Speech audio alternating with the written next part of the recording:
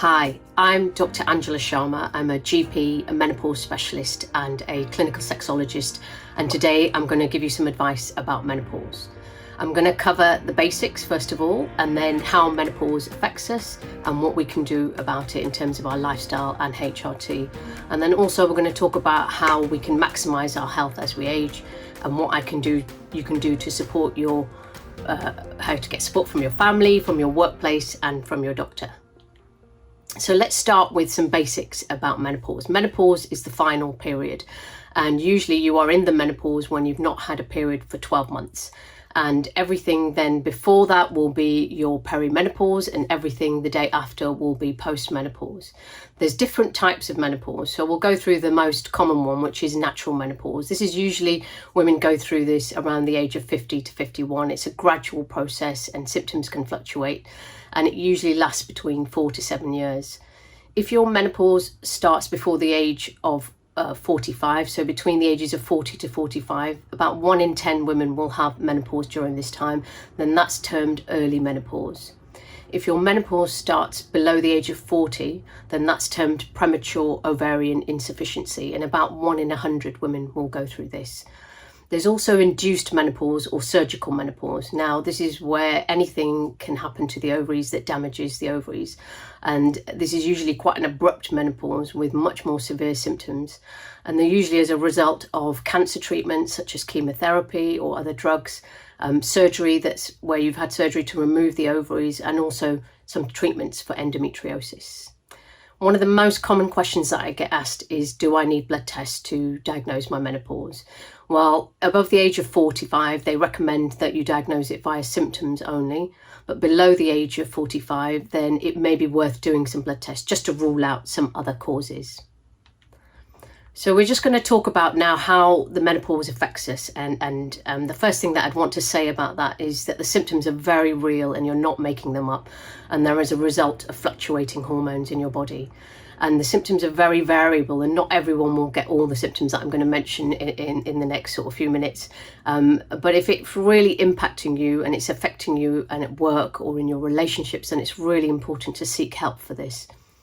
One of the most common symptoms are the vasomotor symptoms, which everybody knows about, which is hot flashes. This is due to a thermostat in your brain, which narrows due to the fluctuating hormones, and then your temperature control is set differently to everybody else in the room. And this is why people start to feel hot flashes, or they feel chills.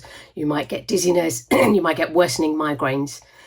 The psychological symptoms are really important because estrogen is really important to help your brain sort of work better together, and also helps your neurotransmitters in the brain work better. And this is why a lot of women will have that awful symptom of brain fog. They might notice mood changes, irritability, anxiety. And one of the things that I keep hearing time and time again is that they're less able to cope with life and things. In your skin and joints, you have a huge number of estrogen receptors, and estrogen is really important for collagen production. And this is why a lot of people start to notice dry, itchy skin, coarse hair. You might start to lose your hair, and a lot of people will get joint pains, and then that stiffness first thing when you wake up in the morning. Another really important area that does get missed and doesn't get talked about a lot are the genital and the sexual symptoms. And there's a huge number of estrogen receptors in your vulva, vagina, pelvic floor and bladder area. And so when the estrogen levels drop, then the walls in these areas thin and they become a lot drier. So people notice dry vagina, painful intercourse. They might notice a lot more urine infections or incontinence problems. And definitely women might also have symptoms of low libido. So that's low desire for sexual intercourse. They will also notice reduced arousal, and it might take a lot longer for them to get aroused, and also their orgasms might become weaker. There's lots of other symptoms, and I could go on and on about them, but just to cover up a few more symptoms, weight gain, that's another thing that a lot of women describe. Changes in bowel habit, they might notice bloating and some constipation and dry mouth, and some people get dental issues and tooth loss and gum infections. So what can we do about it? it's really important to know about two things. So first of all is that yes, when you go through the menopause you have symptoms, but this is also a time where bone thinning starts in women, and this is also post-menopausally. So once your periods have finished, this is where heart disease starts in women as well. So whenever I think about what people can do to help manage your menopause symptoms, I always go back to the basics and really go back to lifestyle measures. And this is important for whether you're on HRT or not. What we recommend is a really good diet and really cleaning up your diet. And the diet that they recommend and that the studies recommend is the Mediterranean diet. This is a diet that's good for menopause symptoms, it's good for bones, it's good for your heart, it's good for mood and general well-being. And the main features of the Mediterranean diet is that it's a diet with lots of good fats, low carbohydrates, high protein, lots of fibre, and lots of fruit and vegetables. And it's something that you can adopt and introduce into your own diet if you can think about it in those principles. The other thing that's really important is to think about your bones and make sure that you're taking a vitamin D supplement on a daily basis. 1,000 units is recommended, and making sure that you're getting enough calcium in your diet. If you're on a good Mediterranean diet, then you will be getting enough, but it's worth checking that you're getting about 700 grams every day. If you're vegan, then you have to be extra careful about this. The other thing that's really important for your bones and your heart and also menopause is making sure that you start a good exercise regime. And I think about exercise in 4 different ways. And first of all, the most important thing is that you're doing something that you enjoy and that you are active and that you keep moving. But really, you want to be thinking about it in terms of your cardiovascular health. So anything that makes your heart race, so walking, running, jogging, all of these things, cycling, swimming. And then to think about it in terms of your bones and muscle strength, because as we age, we start to lose muscle mass and our bones becoming thinner. So anything where there's weight-bearing exercise, where there's pressure through the bones is really helpful. So this will be things like body weights or muscle strength training in the gym. If you can't do that, then just simple wall push-ups or walking with a rucksack on both shoulders really helps. It's also really important to think about flexibility and balance, and a really great exercise is yoga around this time. The other things that you can do for lifestyle is stop smoking and also keep alcohol to a minimum. But what about alternate therapies? And a lot of people at this time try to think about taking supplements and herbal treatments. Unfortunately, if you're looking at the evidence, there's very little evidence for herbal treatment. And I think it's just because not enough studies have been done on it. But there are a few studies to suggest that phytoestrogens and black cahoot do help with some of the menopause symptoms. And it's because they mimic estrogen in the body. So if you do have an estrogen positive cancer, then you need to be a bit careful about using these herbal treatments. All the rest of the herbal treatments don't have solid evidence, but I always tell my patients that if they want to try something, then to try it for at least a month. And if it works, then carry on. And if it doesn't, then to stop it and not to waste your money on that. What about other treatments that you can try that don't involve HRT? So there's CBT for menopause. This is an evidence-based talking therapy, and it gives you a toolbox of skills to help you manage some of the symptoms of menopause, such as stress, sleep problems and hot flushes. And it's done in groups, and it gets you out of that negative thinking pattern and helps you to understand what's going on in your body. And then other alternative therapies such as acupuncture, reflexology and homeopathy, all of these things work because it takes a whole body approach and improves well-being. And anything that improves your well-being will always improve your menopause symptoms, because it moves you out of that fight and flight, anxiety, high stress state to a nice, calm, relaxed, parasympathetic state. So what do we do if you've tried all of those things and you still don't feel better? And then the next step to consider would be HRT. So before you consider HRT, you need to have a discussion with your healthcare professional, and someone needs to go through looking at your medical history and discussing your personal benefits and your personal individual risks. It's really important to do this to help you understand whether HRT is right for you. The benefits of HRT are symptom control.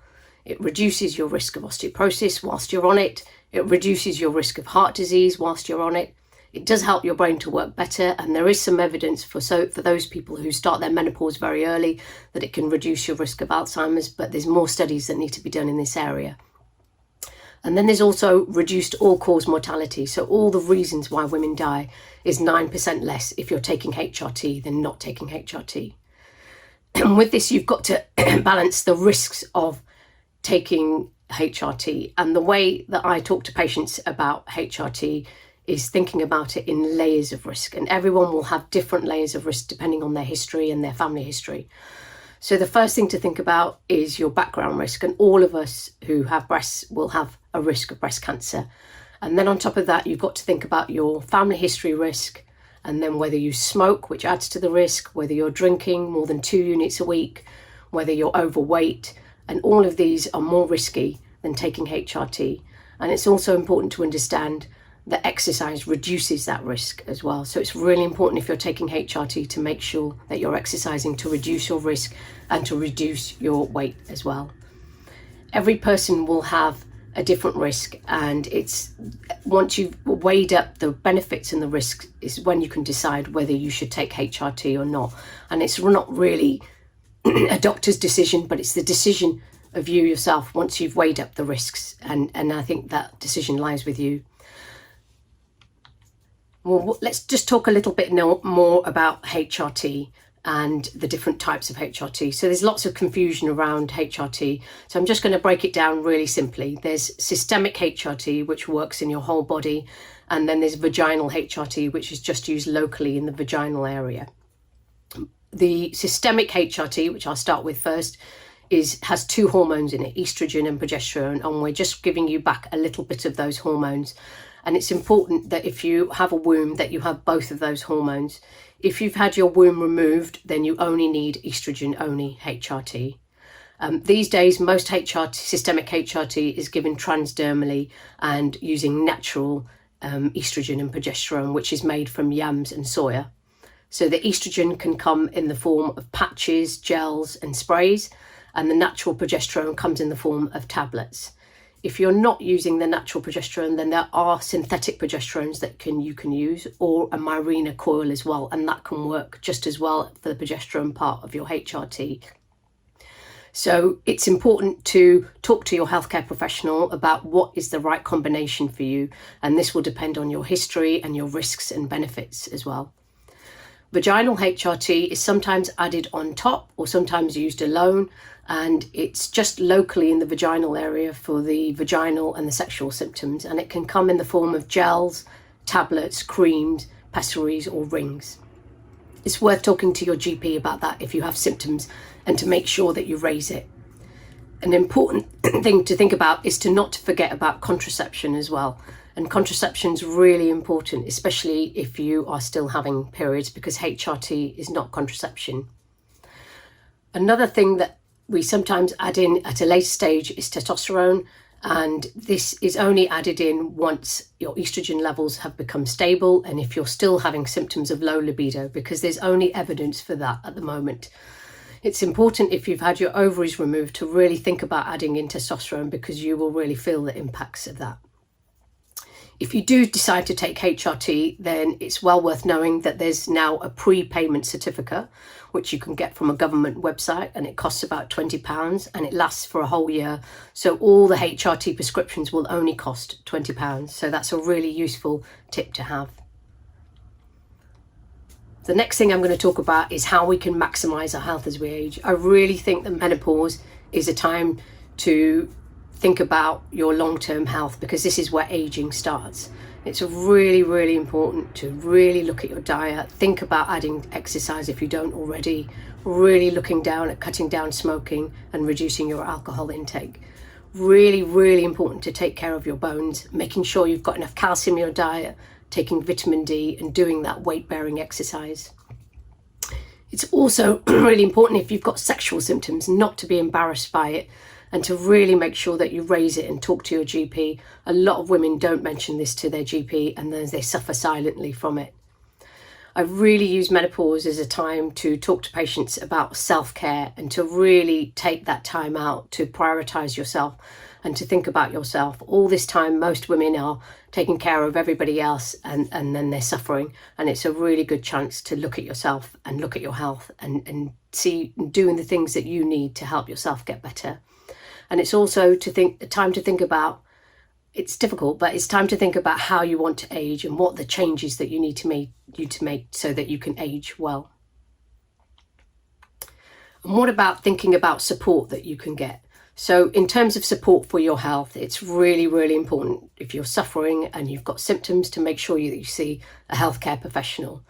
Some tips that I can offer is making a list of your symptoms and talking about how it impacts you at work or in your relationships, making a double appointment so you've got plenty of time to talk to the doctor, and then try to see a doctor that specialises in women's health. There's always one at every surgery. And before you go to your appointment, try to have a think about how you want to manage your menopause and how you want to, age well and what you want to do, and do a bit of research if you can beforehand. I recommend the British Menopause Society website. That's a great website for resources and evidence-based information. If you're really struggling and your GP is not managing you well, you are allowed to ask for a referral to an NHS menopause clinic. Unfortunately, there's really long waits for these clinics, and there might be a delay in seeing someone. So the other thing that you can do is see someone privately, and I always recommend that you see a British Menopause Society trained doctor. On their website, they have a whole list of doctors that are trained with them up and down the country, and you can find someone near you, and at least you can see someone who you'll get proper advice from.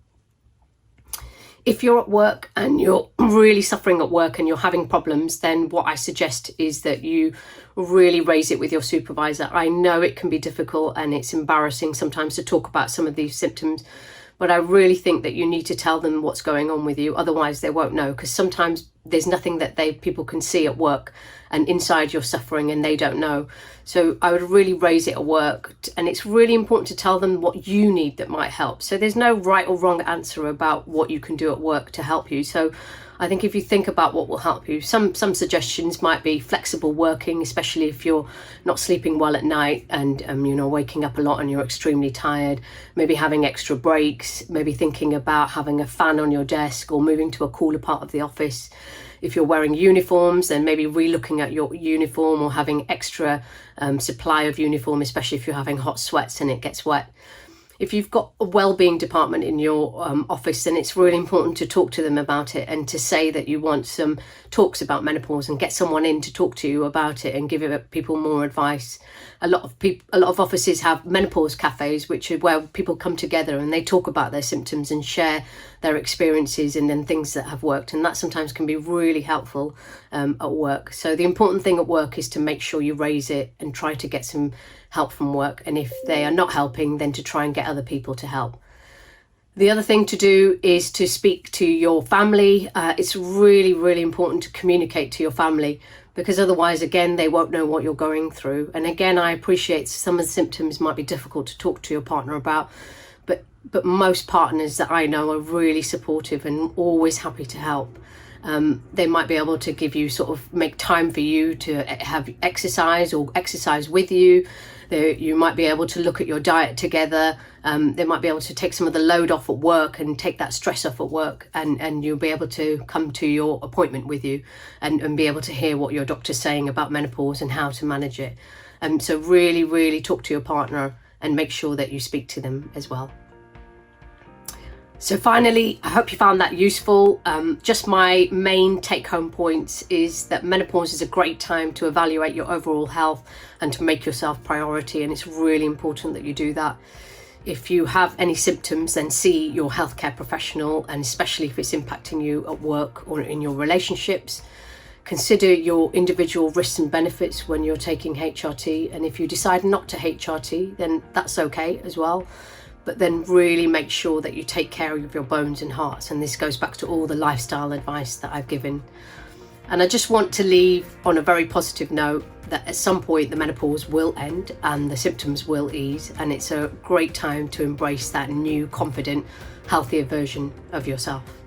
So thank you for listening to me.